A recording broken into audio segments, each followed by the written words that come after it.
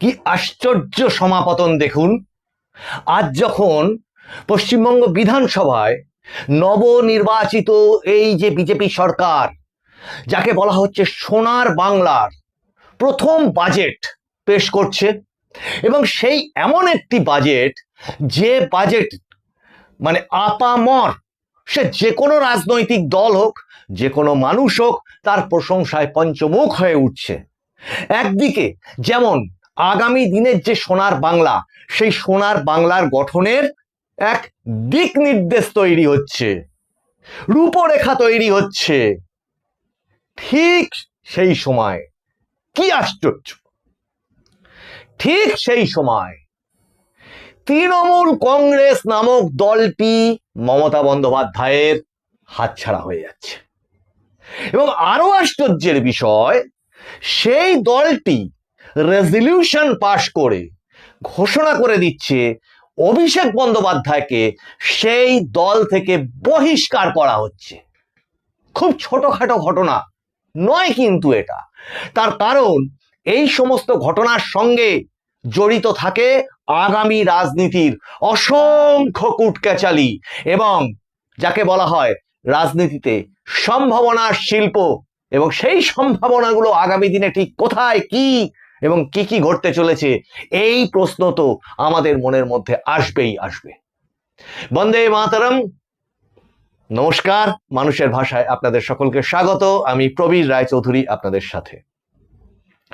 ঠিক একই সময়ে যখন মাননীয় শুভেন্দু অধিকারী, মাননীয় মুখ্যমন্ত্রী, তার প্রেস কনফারেন্স করছেন, পাশে মাননীয় অর্থমন্ত্রীকে বসিয়ে, এবং বাজেটের মুখ্যমন্ত্রীর মুখ থেকে মানুষ যা শুনতে চাইছিল যে বাজেটের মূল বিষয়বস্তুগুলো কি, সেগুলো তিনি যখন বুঝিয়ে বুঝিয়ে বলছেন, ঠিক সেই সময় ওদিকে নিউ টাউনের হোটেলে, এই সূত্রে জানিয়ে রাখি, খবরটি আনন্দবাজার পত্রিকা, আনন্দবাজার অনলাইনের, ক্রেডিটটা তাদেরকে অবশ্যই দিচ্ছি, কারণ যার সূত্র সেই ক্রেডিট আমরা অবশ্যই দিয়ে থাকি।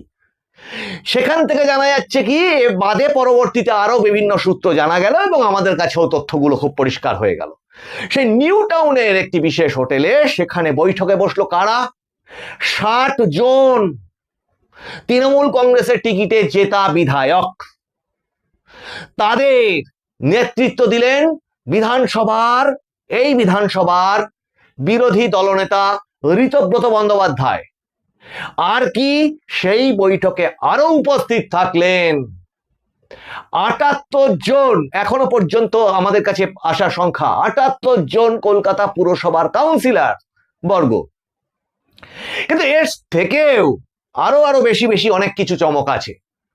সেটা হচ্ছে, এই যে নতুন তৃণমূল কংগ্রেস বলে যারা দাবি করছেন, যাদেরকে বলা হচ্ছিল বিদ্রোহী শিবির, তারা আজকের এই বৈঠকে নতুন কর্মসমিতি গঠন করলেন। কেন?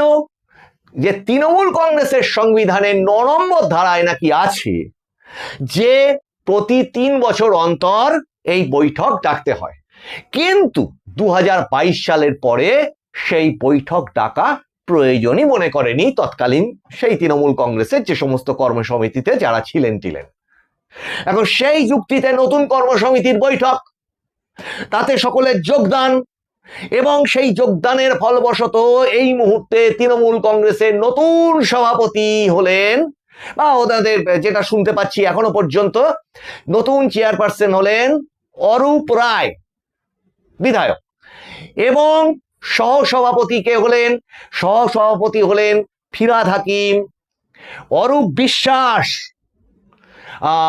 এ বাদে সাধারণ সম্পাদক যিনি, সেটা তো ঋতব্রত বন্দ্যোপাধ্যায়, তিনি থাকছেন।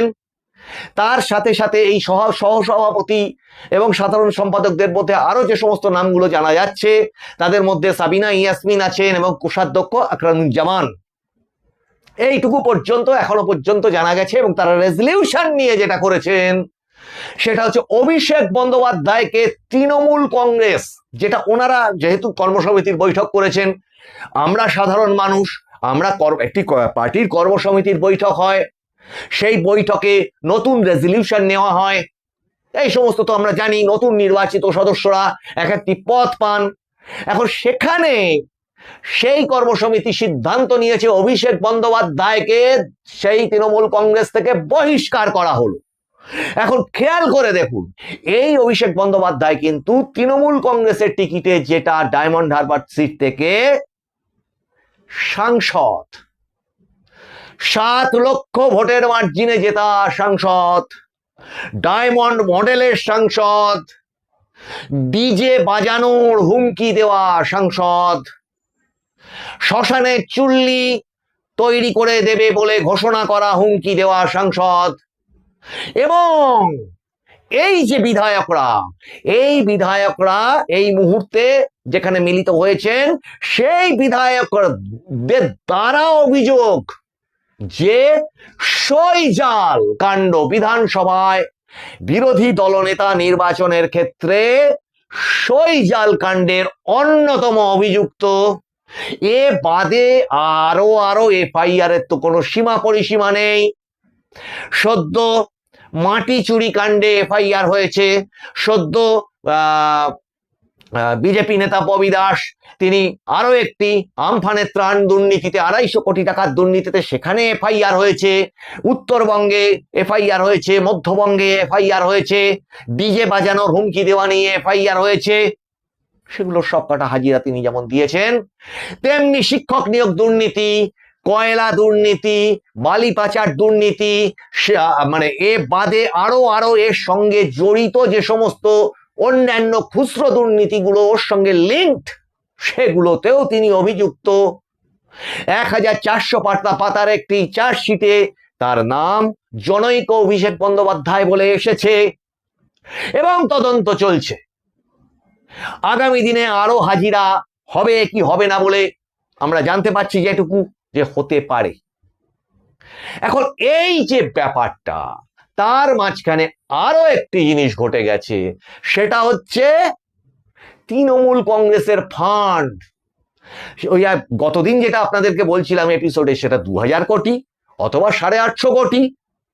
তার মধ্যে 3টে অ্যাকাউন্ট, এই অরূপ বিশ্বাস, যিনি এই মুহূর্তে তৃণমূল কংগ্রেসের, যারা বলছেন তারাই আসল তৃণমূল এই মুহূর্তে, কারণ আমরা তো জানি গণতন্ত্র সংখ্যা একটা বড় ব্যাপার। সংসদীয় গণতন্ত্রে, দলীয় পরিকাঠামো, দলীয় সংসদীয় গণতন্ত্রে যে দল অংশগ্রহণ করে নির্বাচন কমিশন স্বীকৃত, সেখানেও দলীয় মানে সংবিধানের ক্ষেত্রে সংখ্যা সেখানেও একটা বড় ব্যাপার, বড় রোল প্লে করে। এবং সেই বড় রোল প্লে করে বলেই আলাদা গোষ্ঠী বিধানসভায় বিরোধী দলনেতা হিসেবে মাননীয় স্পিকার তাকে বিরোধী দলনেতা করেছেন, মাননীয় ঋতব্রত বন্দ্যোপাধ্যায়কে। এটা স্বীকৃত হয়ে গেছে এখন, অন্তত বিধানসভায় এটা তো স্বীকৃত হয়ে গেছে। মামলা যে যত খুশি করতে পারে, কোর্ট খোলা আছে, আইন তার বিচার করবে, সে তো 100 বার। কিন্তু এই মুহূর্তটাকে যদি ভাবি, তাহলে তো তাই বলতে হবে যে এটাই তাহলে তৃণমূল কংগ্রেস, এবং তৃণমূল কংগ্রেস অভিষেক বন্দ্যোপাধ্যায়কে আজকে দল থেকে বহিষ্কার করলো, বলতেই পারি। এবং মমতা বন্দ্যোপাধ্যায় এই দলে ঠিক কোন অবস্থানে আছেন, অন্তত কর্মসমিতিতে নেই, এটা তো পরিষ্কার জলের মতো। দলটা তার মানে তার হাতে আর নেই, এটাও পরিষ্কার। আর লোকসভা, সেখানে যে সমস্ত সাংসদরা নতুন গোষ্ঠী তৈরি করে, এখনো ভালো করে মুখস্থ হয়নি, এনসিপিআই, যে পার্টিতে তারা যোগ দিয়ে নতুন দল তৈরি করে, দলে যোগ দিয়ে নতুন গোষ্ঠী তৈরি করেছেন, সেটা তো একদম আলাদা বিষয়। এখন এখানে এই ঘটনার পর কি ঠিক অপেক্ষা করে আছে আমাদের এই পশ্চিমবঙ্গের রাজনীতির ক্ষেত্রে বা জাতীয় রাজনীতির ক্ষেত্রে, যে এই যে 60 জনের মতো বিধায়ক, তারা নিজেদেরকে তৃণমূল কংগ্রেস বলে এই মুহূর্তে দাবি করলেন এবং রেজলিউশন পাশ করে সেটাকে মান্যতা দিলেন, ধরা যাক তাদের বক্তব্য অনুযায়ী। তাহলে এবার তৃণমূল কংগ্রেসের সিম্বল, সেটা তারা এবার ব্যবহার করতে পারবেন কিনা? তৃণমূল কংগ্রেসের ওই ফান্ড, সেটা এবার এই তৃণমূল কংগ্রেসের কোষাধ্যক্ষ সেটা অপারেট করতে পারবেন কিনা? তৃণমূল কংগ্রেস বলে মানে বিভিন্ন জায়গাতে লতায় পাতায় জড়িয়ে যে সমস্ত ট্রানজাকশন গুলো আছে, সেগুলোর দায় দায়িত্ব এবং তার সমস্ত অপারেশনাল পাওয়ার গুলো এবার এনাদের হাতে আসবে কিনা, এগুলো তো প্রশ্ন থাকছেই। তার থেকে বড় প্রশ্ন থাকছে যেটা, যে তাহলে মমতা বন্দ্যোপাধ্যায় আর অভিষেক বন্দ্যোপাধ্যায় কোন দলের, কে তারা? মমতা বন্দ্যোপাধ্যায় সাংসদ না, বিধায়ক না, পৌরসভার চেয়ারম্যান না, ভাইস চেয়ারম্যান না, কাউন্সিলর না, মমতা বন্দ্যোপাধ্যায় পঞ্চায়েত মেম্বার না, প্রধান না, পঞ্চায়েত সমিতির কর্মাধ্যক্ষ টক্ষ কিচ্ছু না। তাহলে মমতা বন্দ্যোপাধ্যায় একজন সাধারণ মানুষ, যাকে বলা হতো তৃণমূল কংগ্রেসের সর্বাধিনায়িকা। এখন আজ থেকে সেটা নয়। আর মাননীয় অভিষেক বন্দ্যোপাধ্যায় কি? অভিষেক বন্দ্যোপাধ্যায় তিনিও আজ থেকে তাহলে নির্দল। আচ্ছা, যদি নির্দল হয় আর যদি বহিষ্কার করে দেয় কোনো পার্টি কোনো দল থেকে কোনো মানে এরকম ব্যক্তিকে, তাহলে পার্লামেন্টে তার অবস্থানটা ঠিক কি হয়?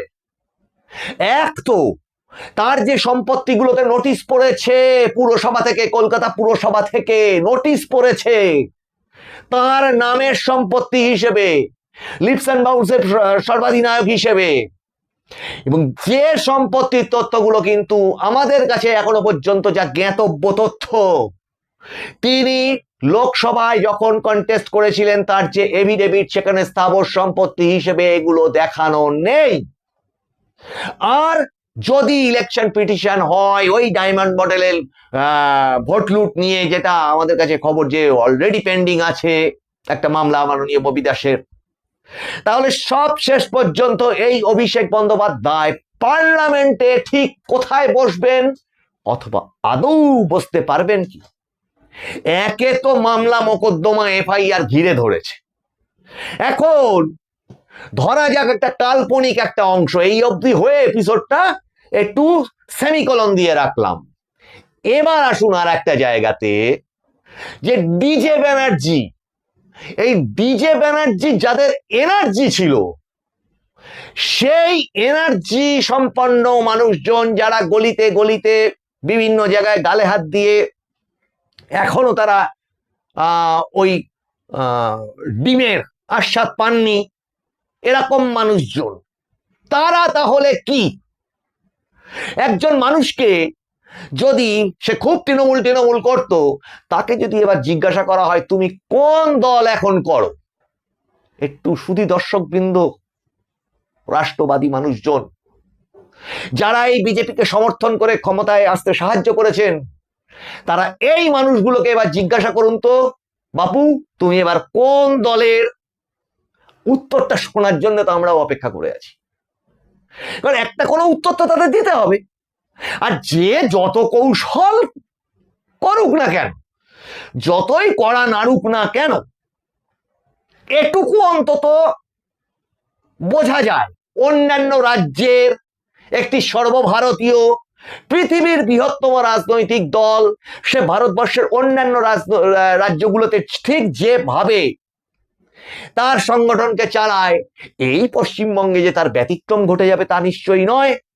কাজেই ওই কড়া নেড়ে ওই দলের ভিতরে ঢুকে যাওয়া সম্ভব নয়। হ্যাঁ, কড়া নেড়ে হয়তো একটা ফুলের তোড়া দেওয়া যেতে পারে, পাশে বসে সবার সঙ্গে সবাই দাঁড়িয়ে হয়তো একটা কোনো অনুষ্ঠান করছে, পাশে গিয়ে মুখটা বাড়িয়ে দিয়ে একটা ছবি তুলে নেওয়া যেতে পারে, কিন্তু বিজেপির ভিতরে ঢুকে খাতায় কলমে চেয়ারে বসে পড়াটা এত সহজ নয়, এটা নিশ্চিত।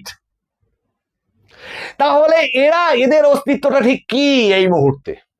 কারণ বিভিন্ন পৌরসভা, বিভিন্ন পঞ্চায়েত পটাপট পদত্যাগ করে করে সময় মোটামুটি ছেড়েই দিয়েছে, আর সেখানে কিছু নেই প্রায়। কিন্তু এর পরেও যারা পদ আঁকড়ে পড়ে আছেন, তাদের এবার জিজ্ঞাসা করতে হবে তারা ঠিক কোন দলের। পড়ে থাকলো রাজনৈতিক সম্ভাবনা তো অসংখ্য পড়ে থাকলো, এত বড় ঘটনা যখন আজকে ঘটে গেল, সেই ঘটনা নিয়ে যেমন এই কিছুদিন আগে ওই পার্লামেন্টে যখন অভিষেক বন্দ্যোপাধ্যায় ছুটে যাচ্ছেন স্পিকারের কাছে, সেখানে ওই আরো যারা তার সাথে গেছিলেন, কল্যাণ বন্দ্যোপাধ্যায়, মহুয়া মিত্র, কি সৌগত রায়, এরা যখন যাচ্ছে, ও ডেরেক ওব্রায়েন, তখন সাংবাদিকরা জিজ্ঞাসা করেছিলেন সৌগত রায়কে যে মাত্র 4 জন। এখন এই মাত্র 4 জন নিয়ে ওই স্পিকারের কাছে যেতে হয়েছিল তৃণমূল কংগ্রেসের প্রতিনিধি দল হিসেবে। তাহলে অবশিষ্টাংশের অবশিষ্টাংশ নীরজ চৌধুরীর কথায়, তার আত্মজীবনী তিনি ওইভাবেই লিখেছিলেন। শতাব্দীর শেষ ব্রিটিশ বলা হতো ওনাকে। তার ওই কথাটাকে ধার নিয়ে যদি বলি, তাহলে অবশিষ্টাংশের অবশিষ্টাংশ এই মুহূর্তে তৃণমূল কংগ্রেসের ঠিক কি পড়ে থাকলো? বঙ্গ রাজনীতি, জাতীয় রাজনীতির ক্ষেত্রে যিনি কিনা বলেছিলেন ভোটের আগে যে তারা যদি পশ্চিমবঙ্গে জিতে ক্ষমতায় আসে দিল্লির গদি উল্টে দেবে, সভায় সভায় নিয়ম করে মানুষকে যেমন হুমকি দিয়েছে, অন্যদিকে বিজেপি নিজেদের উন্নয়ন কর্মসূচি বারবার সংকল্পপত্র বর্ণনা করেছে, যার একটা চিত্র আমরা দেখতে পেলাম আজকের রাজ্যের বাজেটে। মোদি কা গ্যারান্টি সংকল্পপত্রের অক্ষরে অক্ষরে পালন কাকে বলে, যে বাজেট বোধহয় গত 80 বছরে এরকম বাজেট বোধহয় পশ্চিমবঙ্গে ঘটেনি, ঠিক তার উল্টো একটা বৈপরীত্য চিত্র আজকে কি দেখতে পেলাম? শেষ তৃণমূল কংগ্রেসের, ওই আগের তৃণমূল কংগ্রেস শেষ হয়ে গেল। এখন নতুন ঠিক কি হবে সেটার জন্য তো একটু অপেক্ষা করতে হবে শুধু দর্শকবৃন্দ। এখন এত বড় খবরটা অবশ্যই রাজনৈতিক মহলে জল্পনা তৈরি করবে, অনেক সম্ভাবনার সূত্র তার থেকে বেরিয়ে আসবে এবং আমরাও নজর দিয়ে থাকব। আপনারা নজর দিয়ে থাকুন মানুষের ভাষার পর্দায়। মানুষের ভাষা সবার মনের কথা বলে। সাবস্ক্রাইবটা করতে ভুলবেন না, মতামত লিখতে ভুলবেন না, হাত খুলে লিখুন আর শেয়ার করুন, আর নোটিফিকেশনটা অন রাখুন যাতে সমস্ত এপিসোডের নোটিফিকেশন আপনার ফোনে ঢোকে। আপনাদের সঙ্গে আবার দেখা হবে সামনের এপিসোডে। বন্দে মাতরম। নমস্কার।